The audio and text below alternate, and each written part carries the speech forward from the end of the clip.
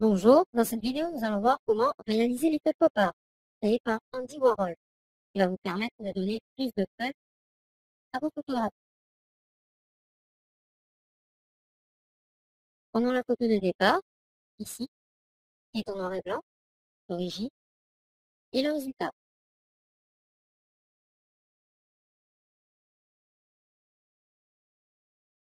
Commencez par récupérer le fichier source et ouvrez-le sur Photoshop. Dans le cas où vous souhaiteriez utiliser un de vos fichiers personnels, ouvrez-le et ensuite appliquez une désaturation sur ce calque. Vous allez simplement dupliquer le calque, CTRL ou commande J, aller dans Images, Réglages, Désaturation. Pour utiliser le raccourci clavier, CTRL SHIFT U, CTRL fonction et vos paramètres. Une fois ceci fait, nous allons ajuster le contraste. Donc, les paramètres vont dépendre essentiellement de votre photo. J'ai ici une chevelure plutôt brune ou châtain, avec ici quelques reflets, un visage assez lumineux. Je me rends dans Image, contraste automatique. Dans ce cas, le contraste est bien présent. On voit la différence sur les deux images. Si votre contraste n'est pas assez prononcé, rendez-vous dans Images, Réglages, et ensuite ajouter un niveau. Augmenter un peu l'intensité des blancs, l'intensité du noir, et augmenter également les gris, très légèrement, valider ensuite par OK. Dans notre cas, cela va suffire. On va ensuite faire une sélection pour ne garder que le personnage et effacer l'arrière-plan. Je vais prendre cette fois-ci non pas mon outil de sélection, mais prendre l'outil crayon avec une taille d'environ 10 pixels. Enfin, on va augmenter un peu la taille. Et là, cette fois-ci, passer en mode masque. Gardez en couleur de premier plan du noir et passer en mode masque. Raccourci.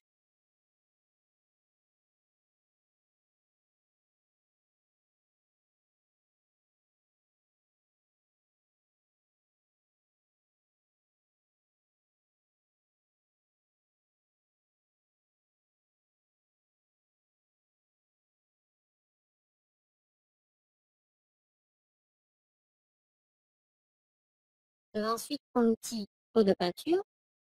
Avant, je vais repasser notre pinceau. Je prends l'outil pot de peinture. Toujours avec du noir. Je vais aller compléter ma sélection. Comme ceci. Et ensuite, je peux arranger les détails. Dans ce cas, je ne vais pas récupérer les cheveux qui dépassent de la sélection ici, ni là. Rajouter un coup, à son niveau. Une fois la sélection complétée, nous allons repasser en mode normal pour afficher la sélection. Je clique, j'ai ici ma sélection. Je vais maintenant supprimer mon fond. Donc, pour voir la suppression, je masque mon calque d'arrière-plan. Je supprime. Je désélectionne, CTRL V. Je maintiens la touche CTRL enfoncé et je vais créer un nouveau calque que je vais appeler fond. Je sélectionne le calque de mon modèle pour lui ajouter un clip. Je vais dans Clip, Galerie de clip, je dézoome. Je me rends dans Esquisse et sélectionne Trame de demi-teinte. Avant d'appliquer les changements, je vérifie bien que je suis en premier plan avec du noir et en second plan avec du blanc. Ensuite, je vais prendre les paramètres suivants. Taille 1, contraste, on va faire légèrement monter.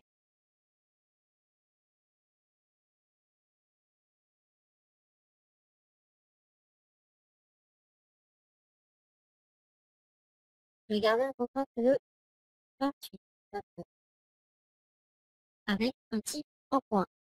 Je valide par OK. Je vais ensuite appliquer un autre clic,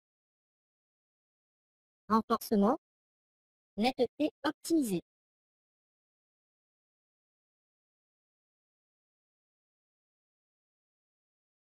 Je vais mettre un gain d'environ 460, 461, un rayon de 1 pixel et une réduction de bruit à 0.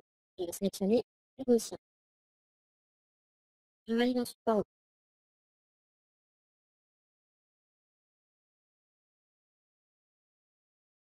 Une fois ceci fait, je vais ajouter une couleur de fond et ensuite peindre mon modèle.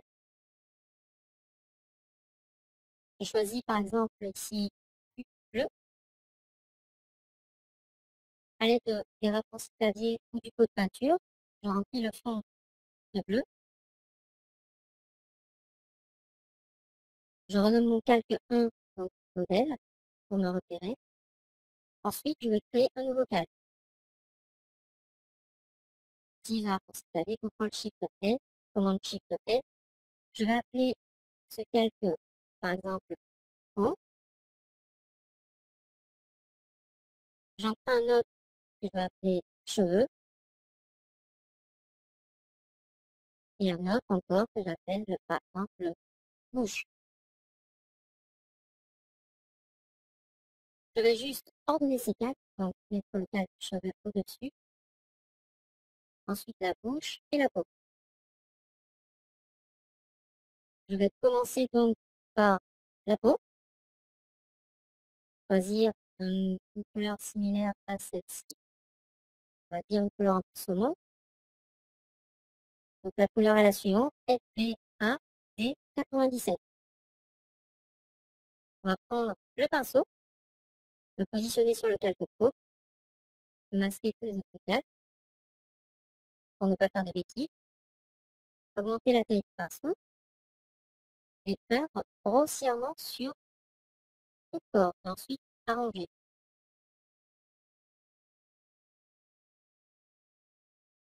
On vérifie bien que l'opacité est à 100%, le flux à 100, la dureté également on l'augmente à 100 et ensuite on varie l'épaisseur du pinceau.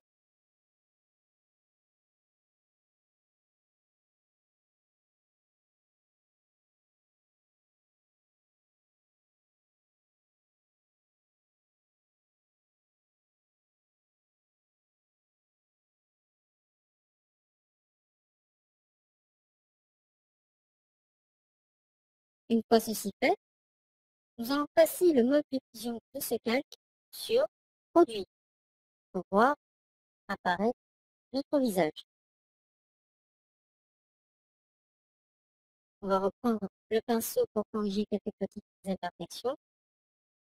Les parties où nous avons débordé, nous allons les supprimer. Par exemple ici, je vais prendre l'outil gomme, raccourci E, et effacer sur mon calque.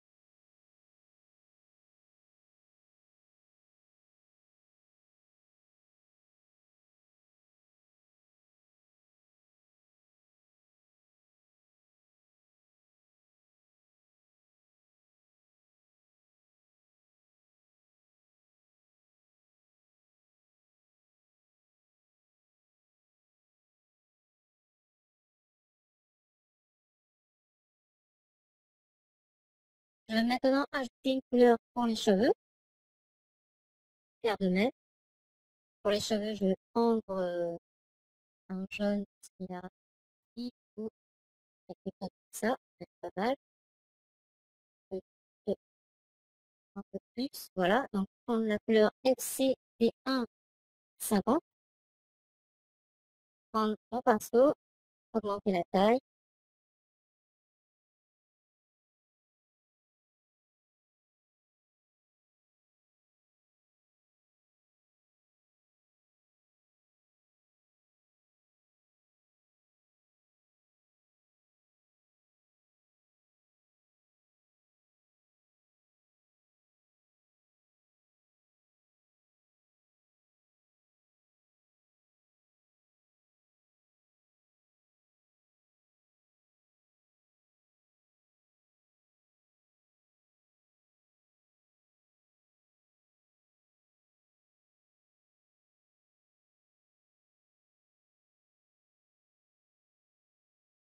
Je vais maintenant passer le mode de fusion calque sur produit.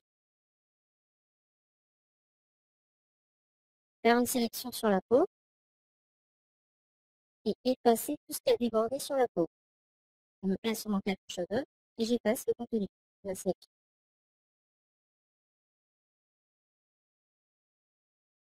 Dans ce cas, il n'y a pas de contenu à effacer.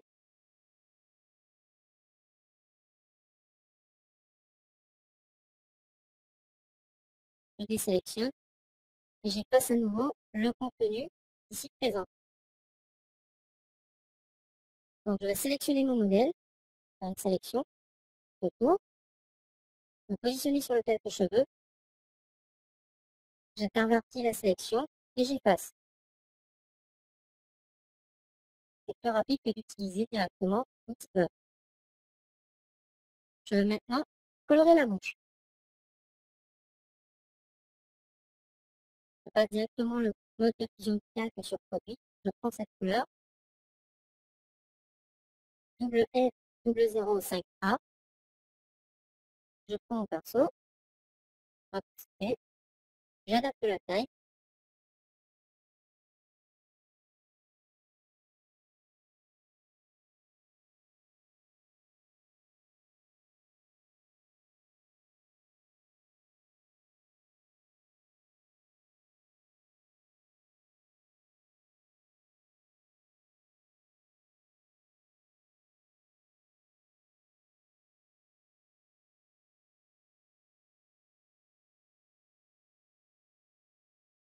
Je vais maintenant pouvoir effacer la sélection de la peau. Je reste sur mon calque gauche. Je maintiens CTRL, commande enfoncée. Je me positionne sur le calque de la peau, comme ceci. Et là, je vais effacer son contenu.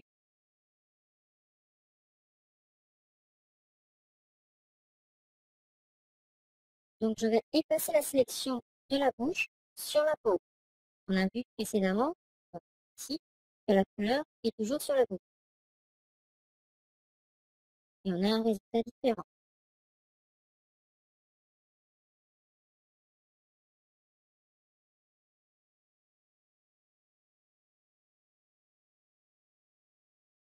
Je sélectionne mon calque point, maintiens CTRL ou commande enfoncée, clique sur le calque bouche, j'ai une sélection qui s'opère, et je vais passer le contenu de cette sélection sur la peau. Donc ceci. On voit déjà que la couleur a changé. Je vais créer un nouveau calque. Juste en dessous des cheveux, je maintiens CTRL, je clique, je l'appelle maquillage.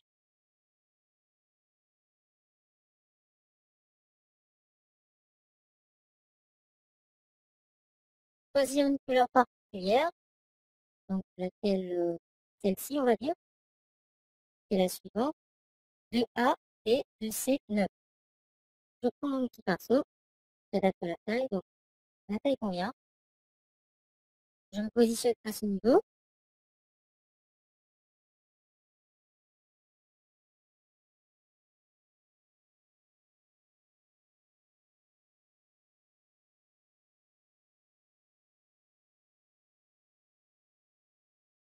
Je passe ensuite le mode de fusion de calque sur produit.